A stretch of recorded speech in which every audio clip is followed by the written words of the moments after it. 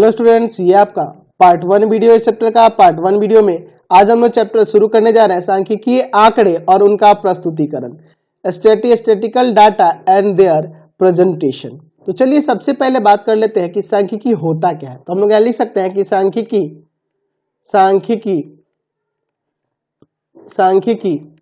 गणित की वह शाखा है, गणित की वह शाखा है, गणित की वह शाखा है जिसमें जिसमें जिसमें आंकड़ों का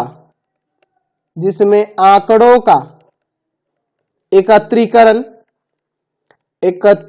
यानी एकत्रीकरण का मतलब समझ रहे हैं, उनको इकट्ठा करना, कलेक्ट करना, फिर उसका वर्गीकरण, उनके भिन्नता और समानता के आधार पर क्या किया जाता है, उनको अलग अलग भागों में वर्गीकृत किया जाता है। वर्गीकरण, प्रस्तुतिकरण यानी कि उसको रिप्रेजेंट करना, दर्शाना, फिर उसका विश्लेषण का मतलब होता है उसका एनालिसिस करना कि वो डाटा क्या कह रहा है, वह आंकड़ा क्या कह रहा है उसके बारे में। एवं व्याख्या का मतलब समझ रहे हैं ना, उसके बारे में विस्तार से बताया है ना। व्याख्या करना यानी कि उसका विस्तार से उसके बारे में बताना, व्याख्या की जाती है। तो हमने यहाँ पे देखा कि सांख्यिकी गणित की वह शाखा है जिसमें आंकड़ों का एकत्रीकरण, वर्गीकरण, प्रस्तुतिकरण, विश्लेषण एवं व्याख्या की जाती है। अब बात करेंगे कि ये सांख्यिकी का महत्व क्या है। तो भैया सांख्यिकी का बहुत ज्यादा महत्व है। हम लोग देखते हैं, आप न्यूज देखते होंगे, न्यूज देखते हो, न्यूज में किसी चीज का जब रिपोर्टर उसमें प्रस्तुत करता है ना, तो वो कभी कभी डाटा की भी मदद लेता है और उसका ग्राफ भी बगल में दर्शाता है इस प्रकार से कुछ कि भाई 2015 में जनसंख्या ये थी, 2016 में ये हो गई, 2017 में ये हो गई, इस तरह से कुछ डाटा रिप्रेजेंट करता है। या आप वो सब छोड़ो, कोरोना को देख लो, कोरोना से रिलेटेड ही बहुत सारे आपको ग्राफ देखने को मिल रहे होंगे बहुत प्रकार से कि भाई कोरोना में रिकवरी रेट इस तरह से हो रहा है, बढ़ोतरी इस तरह से हो रही है ना। तो ऐसे हम लोग महिलाओं में इतना % कोरोना हो रहा है, पुरुषों में इतना हो रहा है। तो ये सब क्या है भैया, ये सब सांख्यिकी है। आप क्रिकेट देखते हैं, क्रिकेट में भी उसका भी डाटा जो रिप्रेजेंट करते हैं, ठीक है। तो आप टीवी पे देखते हो ना, बहुत प्रकार के वहां ग्राफ दिखाई देते हैं कि इस खिलाड़ी का परफॉर्मेंस इस तरह से रहा है या फिर इंडिया का परफॉर्मेंस इस तरह से रहा है। तो ये सब क्या होता है, ये सब भी क्या करते हैं, डाटा को कलेक्ट करते हैं, यानी उनका एकत्रीकरण करते हैं, उनका फिर वर्गीकरण करते हैं और फिर उसको प्रस्तुत करते हैं, है ना। और फिर उसका एनालिसिस करके हमको बताते हैं, व्याख्या करके बताते हैं ना जी। समझ गए, कोई दिक्कत नहीं है। अब यहां से तो आपको यह पता चल गया कि सांख्यिकी का महत्व कितना है हमारे जीवन में, पता चल गया ना जी। चलिए अब हम लोग बात करते हैं, यहाँ पे हमें इस चैप्टर में पढ़ना क्या है। सांख्यिकीय आंकड़े का मतलब समझ रहे हैं ना। आंकड़ा का तात्पर्य यहाँ क्या है जी, तो आंकड़ा कहने का मतलब है कि एक प्रकार का समूह, जिससे हमें एक समूह में एक प्रकार का कह सकते हैं, एक समूह की जानकारी है ना, किसी भी प्रकार की एक समूह की जानकारी की बात हो रही है। जैसे अगर मैं बात करूं कि हमें आंकड़ा इकट्ठा करना है कि हमारे विद्यालय में पहली से लेके 12वीं तक के कक्षा में कितने कितने विद्यार्थी हैं, तो एक समूह में यहां पे हमें पूरा डाटा कलेक्ट करना होगा, वही आपका क्या है, आंकड़ा है। समझ गए। अब आंकड़े को कैसे हम लोग कलेक्ट करते हैं, तो आंकड़े को हम लोग दो प्रकार से कलेक्ट कर सकते हैं। एक जिसे व्यक्ति खुद ही कलेक्ट करता है, या दूसरा तरीका होता है जिसमें व्यक्ति किसी अन्य माध्यमों के द्वारा उस डाटा को कलेक्ट करता है। जैसे पहली है जिसे हम लोग प्राथमिक आंकड़ा कहते हैं। प्राथमिक आंकड़ा क्या होता है पहले देख लेते हैं। प्राथमिक आंकड़ा जिसे अंग्रेजी में कहते हैं प्राइमरी डाटा, ठीक है, प्राइमरी डाटा। तो प्राइमरी डाटा क्या है, तो हम लोग यहां पे लिख सकते हैं कि वह आंकड़ा जिसे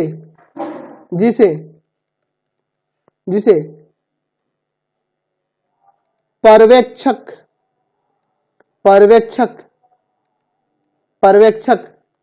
अपने द्वारा संग्रहित करता है, प्राथमिक आंकड़ा कहलाता है। मतलब जो खुद कलेक्ट करता है आंकड़ा कहलाता है। जैसे आप ही पर्यवेक्षक बन गए, ठीक है, आप गए एक विद्यालय में, आपसे कहा गया कि इस विद्यालय के कक्षा 1 से लेकर 10 तक के जितने भी छात्र हैं उनका अलग अलग आपको डाटा तैयार करना है। तो उस प्रकार का जो आंकड़ा होगा आपने खुद से सर्वेक्षण करके किया, आप गए खुद स्कूल में, देखे कितने बच्चे हैं किस क्लास में और उसके बाद वो तैयार किए, तो उस प्रकार का आंकड़ा प्राथमिक आंकड़ा होता है। तो किसी अन्य माध्यमों से जो हम लोग कलेक्ट करते हैं, जैसे न्यूज़पेपर के द्वारा या फिर न्यूज के द्वारा, या कहीं पे हम लोग देख लिए किसी किताब वगैरह में 2-4-10 किताबों से लेकर हम लोग जो आंकड़ा तैयार किए वो हम लोग खुद के द्वारा नहीं किए, ठीक है, किसी अन्य जानकारी के आधार पर किए हैं, तो वो दूसरा आंकड़ा जो होता है गौण आंकड़ा कहलाता है। दूसरा क्या है? गौण आंकड़ा। गौण आंकड़ा जिसे अंग्रेजी में क्या कहा जाता है? Secondary data. Secondary data. चलिए देखते हैं सेकेंडरी डाटा क्या होता है, ठीक है, सेकेंडरी डाटा क्या कहलाता है। तो हम लोग यहाँ पे परिभाषित इसे कर सकते हैं कि वह आंकड़ा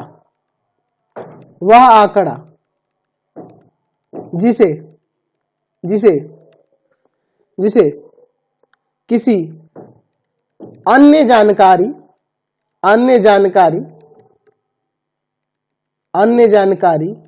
के आधार पर यानी अन्य जानकारी के आधार पर, यानी कि कहीं न्यूज़पेपर से देख लिए, टीवी से देख लिए, इस सब चीजों से आधार पर संग्रहित किया जाता है,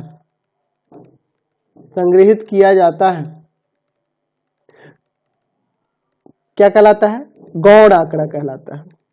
गौण आंकड़ा कहलाता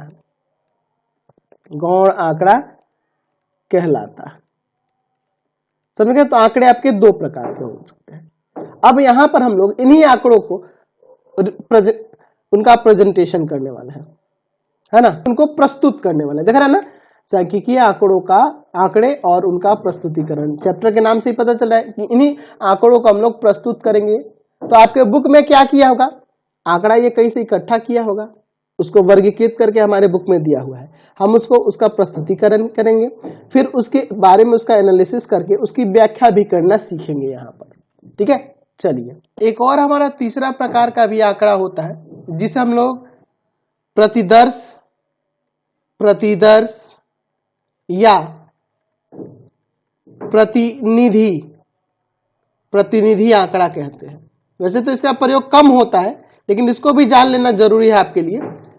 हम लोग मुख्य रूप से ये दो ही जानते हैं, लेकिन इसका भी कहीं कहीं हम लोग प्रयोग करते हैं, लेकिन इसको भी आपको जानना बहुत जरूरी है। अंग्रेजी में से कहेंगे सैंपलिंग और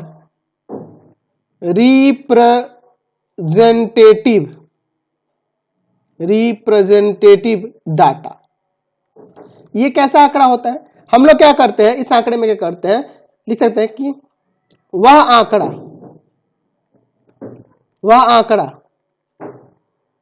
जिसे कुल समूह में से कुछ का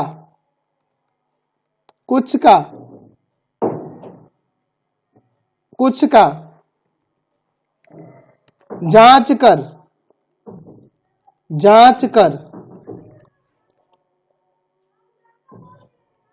उसी आधार पर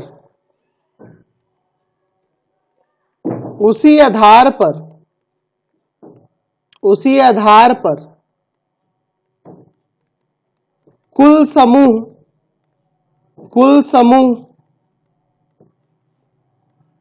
का आंकड़ा प्रस्तुत कर दिया जाता है।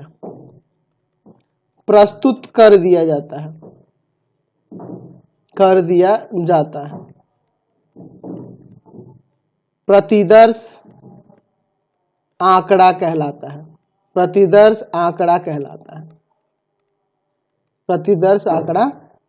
है। अब बात कर लेते हैं ये कैसे होगा। जैसे अभी आप देख रहे हो कोविड की जो अभी जांच हुई, हम लोग देखते कि वहां पे कैसा हुआ जांच। तो देखे कि हम लोग क्या देखे कि जैसे किसी एक सिटी में, जैसे मान लेते हैं कि जांच हमारी ये जो हुई दिल्ली में हुई, तो दिल्ली में क्या हुआ, रैंडमली हुआ, ठीक है, ये रैंडमली हुआ।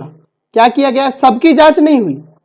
रैंडमली जांच में क्या किया जाता है, सबकी जांच नहीं की गई। क्या किया गया है कि जैसे मान लो एक शहर है, मान लेते हैं दिल्ली में ही एक है शहर, नागलोई बोल देते हैं, नागलोई। तो नागलोई में क्या किया गया कि कुछ ही व्यक्तियों का, रैंडमली कुछ व्यक्तियों का, उस शहर के कुछ व्यक्तियों का रैंडमली टेस्ट कर लिया गया और उसी के आधार पर एक डाटा तैयार कर दिया गया कि हाँ भाई यहां पे इतने प्रतिशत, 18%, 20% कोविड के मरीज मिल रहे हैं। यानी कहने का मतलब है कि 100 व्यक्तियों का जांच किए तो उसमें से 18 लोग कोरोना पॉजिटिव निकल गए। इसका मतलब हुआ कि 18% वहां पे, और उसी के आधार पर वहां पे डाटा प्रस्तुत कर दिया गया, क्योंकि हर एक व्यक्ति की जांच करना पॉसिबल नहीं रहा।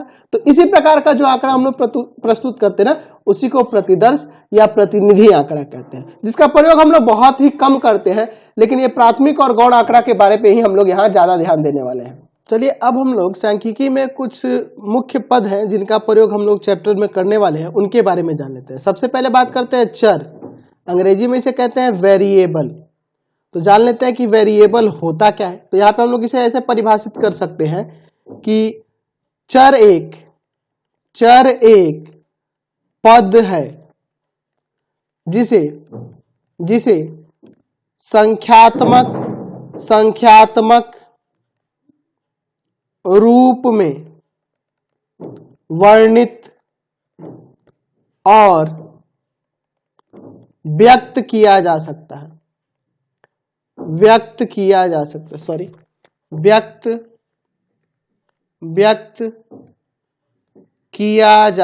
है। जैसे हम लोग कह सकते हैं किसी वस्तु का, आप कह सकते हैं भार हुआ, है ना, मूल्य हुआ, है ना, प्राप्तांक हुआ, आय हुआ, ये सब क्या है, ये सब आपके चर कहलाते हैं। जैसे कहने का मतलब क्वेश्चन में दे देगा, आपके पास कोई आंकड़ा देगा, उसमें दे देगा भार, और भार दे दिया 40 व्यक्तियों का, 40 व्यक्तियों का भार। तो यहां जो भार है ना, आपका एक चर कहलाएगा। ठीक है, भार क्या कहलाएगा, आपका एक चर कहलाएगा। और अगर मान लीजिए भार दिया हो, कहते कि 5 व्यक्तियों का भार दिया है, 10 केजी, 12 केजी, बच्चे हैं 15 केजी, 20 केजी, 18 केजी। तो ये जो देख रहे हैं ना, ये भार जो है यहां पर आपका क्या कहलाएगा, चर कहलाएगा।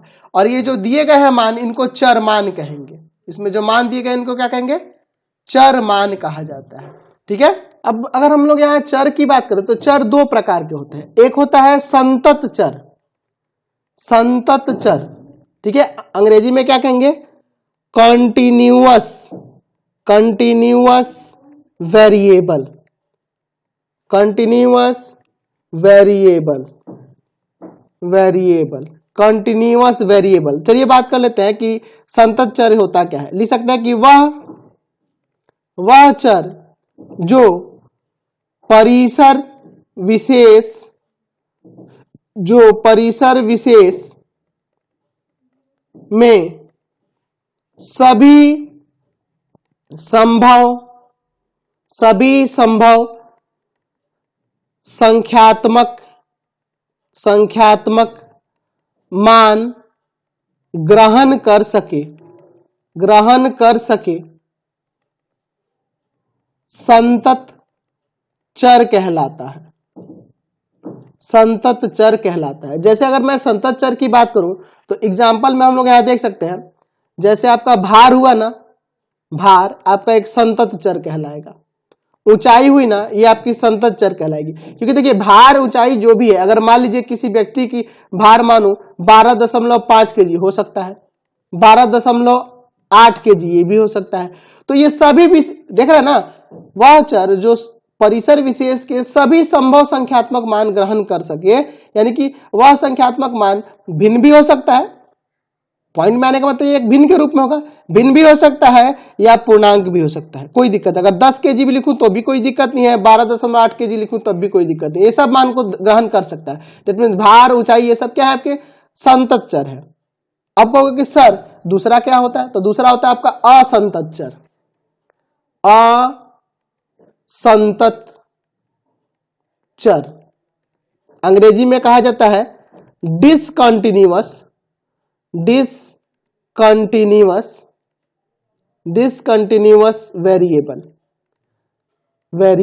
तो डिसकंटिन्यूअस वेरिएबल क्या होता है इसको जान लेते हैं। तो यहां पे हम लोग इसे भी परिभाषित कर सकते हैं कि वह चर जो परिसर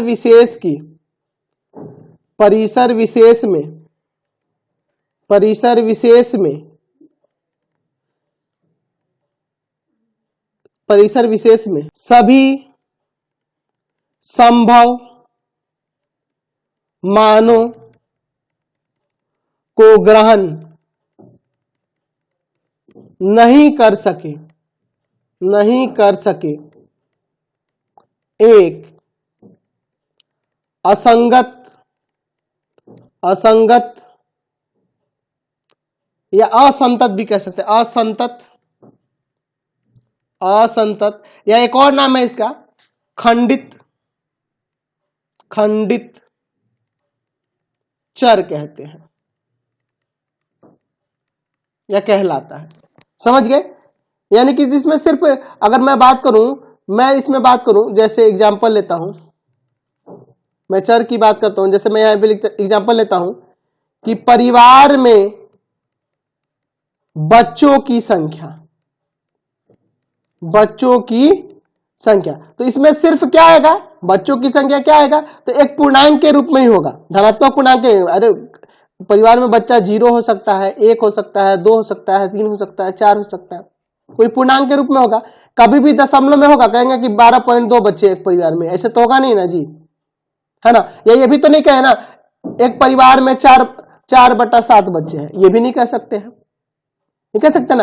तो सिर्फ ये पूर्णांक वाले मानों को ही यहाँ पे ये धारण कर सकता है, तो वो आपके असंगत चर कहलाएंगे। और संगत चर वो किसी भी सभी संख्यात्मक संभव मानों को ग्रहण कर सकता है, उसे संतत चर कहेंगे। और असंतत में क्या जाएंगे, जो सभी मानों को ग्रहण नहीं कर सके।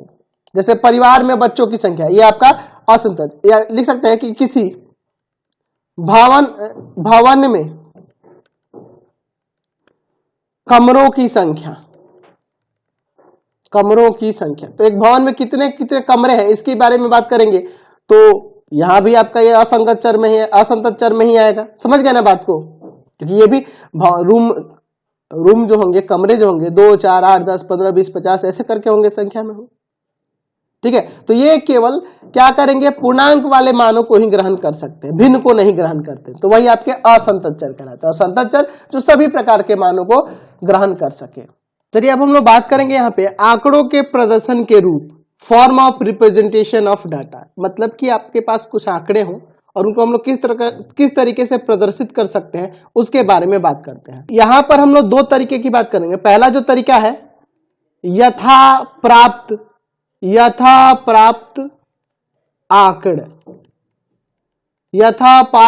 आंकड़े, यानी कि रॉ डाटा। इसे हम लोग पंक्ति आंकड़ा भी कह सकते हैं, पंक्ति आंकड़ा। अब कहोगे कि सर आपने यहां यथा प्राप्त आंकड़ा क्यों किया? यथा प्राप्त का मतलब जैसे प्राप्त हुआ उसी को वैसे ही लिख दिए, ठीक है।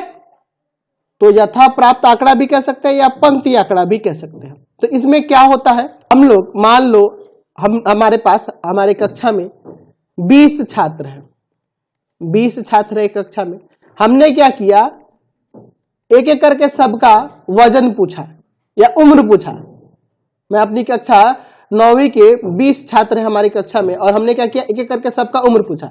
तो किसी ने बोला कि मैं 13 साल का हूं, कोई बोल रहा है 14 साल का हूं, 12 साल का हूं, 13 साल का हूं, 15 साल का हूं। 5 हुए, 6, 7, 8, 9, 10, 11, 12, 13, 14, 15, 16, 17, 18, 19 और ये आपका हो गया 20। अब आप कहोगे सर गिनती कैसे आप गिनो? मैं गिनती गिन रहा था कितने हुए ये टोटल, 1, 2, 3, 4, 5, 6, 7, 8, 9, 10, 11, 12, 13, 14, 15, 16, 17, 18, 19, 20, टोटल 20 बच्चे हो गए।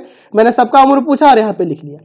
तो ये जो आप देख रहे हैं ये यथा प्राप्त आंकड़ा है। मैंने लाइन से पूछना शुरू किया और मैंने जो आंकड़ा प्राप्त हुआ वही लिख दिया, प्रदर्शित कर दिया। तो यही आपका क्या हुआ, यथा प्राप्त आंकड़ा, यानी कि एक पंक्ति आंकड़ा हुआ। यानी कि जैसे हमें आंकड़ा प्राप्त हुआ हमने उसी को उसी तरह से रख दिया, तो वो यथा प्राप्त आंकड़ा कहलाएगा। समझ गए? यानी लिख सकते हैं कि यदि आंकड़े को या आंकड़े को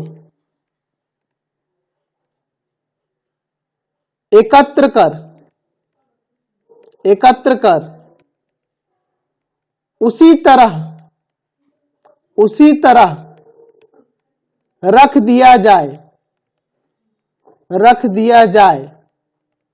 तो उसे यथा प्राप्त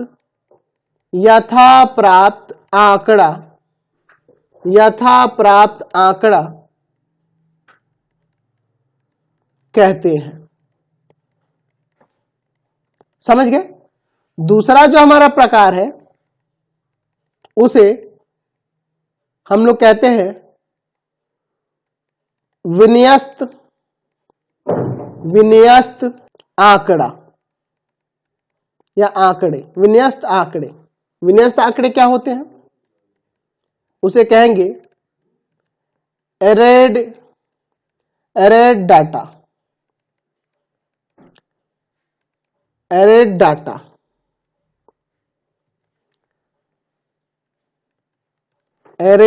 विन्यस्त आंकड़े क्या होते हैं? तो हमें जो यथा प्राप्त आंकड़ा हुआ उसी को हम लोग बढ़ते या घटते क्रम में सजा कर लिख देंगे ना, वही आपका विन्यस्त आंकड़ा कहलाता है। तो हम लिख सकते हैं कि यदि आंकड़े को बढ़ते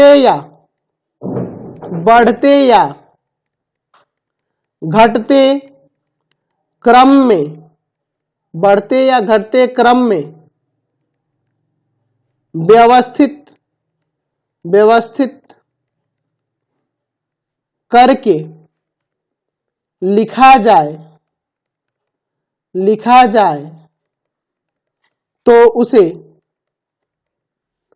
विन्यस्त आंकड़ा कहते हैं या विन्यस्त आंकड़े कहते हैं या विन्यस्त आंकड़े कहलाते हैं, ऐसे भी लिख सकते हैं। यानी कि कहने का मतलब है कि जो 20 छात्रों का जो आयु है वर्षों में, मैंने ऊपर जो लिखा है उसी को मैं सजा लूं, यानी कि सबसे कम उम्र का या सबसे ज्यादा उम्र का जो विद्यार्थी है, वैसे देख रहे ना, बढ़ते क्रम में या घटते क्रम, कोई भी क्रम हम लोग यहां ले सकते हैं, बढ़ते या घटते कोई भी। तो मैं मान लो इसमें से सबसे छोटा तो 11 साल का है उम्र, इसको ले लिया। अब 12 वाला मैं ढूंढूंगा, ये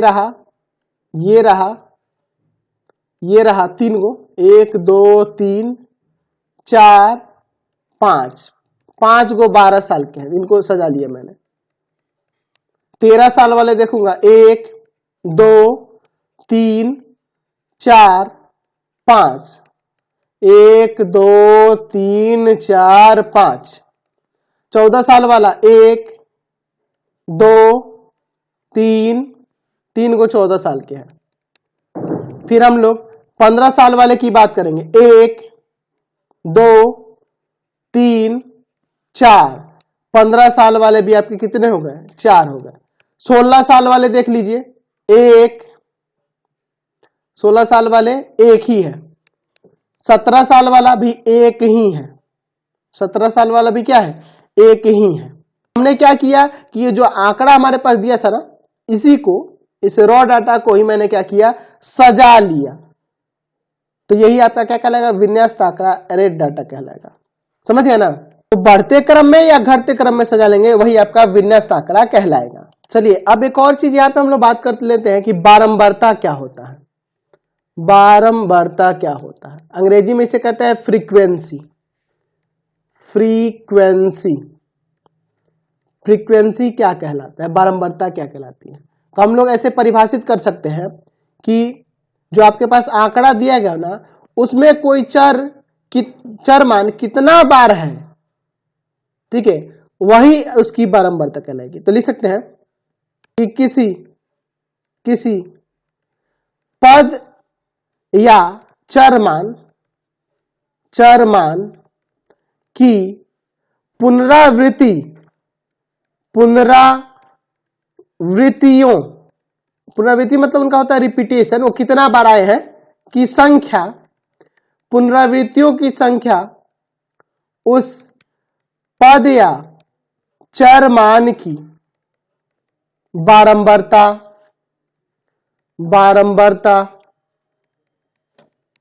कहलाती है। यानी कि अगर मैं इसी में पूछूं, ये जो आप ऊपर जो देख रहे हैं, मैं इसमें पूछ रहा हूं, मैं यहां पे लिख देता हूं चर मान, और यहां पे लिख देता हूं बारंबारता। अब मैं कहता हूं चर मान 11, तो चर मान 11 इसमें कितना बार आया है, एक बार, तो उसकी बारंबारता 1 हुई। चर मान 12, तो चर मान 12 इसमें कितना बार है, 5 बार है, जिसकी बारंबारता 5 हुई। चर मान 13, 13 यहां कितना बार है, 5 बार है, तो इसलिए इसकी बारंबारता 5 हुई। चर मान 14 कितना बार है, 3 बार है, इसलिए उसकी बारंबारता 3 हुई। चर मान 15 कितना बार है, 4 बार है, इसकी बारंबारता 4 हुई। चर मान 16 कितना बार है, 1 बार है, इसलिए उसकी बारंबारता 1 हुई। 17 1 बार है, इसलिए उसकी बारंबारता 1 हुई। तो इस तरह से हम लोग लिख सकते हैं बारंबारताओं को। समझ में आ गया बारंबारता यानी कि फ्रीक्वेंसी क्या होता है। और इसको फ्रीक्वेंसी को हम लोग सिंपली एफ से, स्मॉल एफ या कैपिटल एफ से भी रिप्रेजेंट करते हैं। तो हम लोग इस वीडियो में इतना ही रहने देते हैं। नेक्स्ट वीडियो में आगे के टॉपिक को देखेंगे। आपको हमारे 3 चैनलों को सब्सक्राइब करना होगा। पहला है path finder classes Chhapra, path finder classes Chhapra. दूसरा है आपका भारती भवन रविकांत सर, भारती भवन रविकांत सर, रविकांत सर। और तीसरा चैनल है रविकांत सर के नाम से, रविकांत सर के नाम से। तीनों चैनल को सब्सक्राइब करेंगे और इससे रिलेटेड वीडियो के लिए सीधे डिस्क्रिप्शन में जाएंगे और इससे संबंधित नोट्स के लिए गूगल पे जाके सर्च करेंगे www.ravikantsir.in, ravikantsir.in, और यहां पर जाकर आप सभी क्लासेस के नोट्स और उनके पीडीएफ को डाउनलोड कर सकते हैं और पढ़ भी सकते हैं। तो जल्दी से जाके गूगल पे सर्च करिए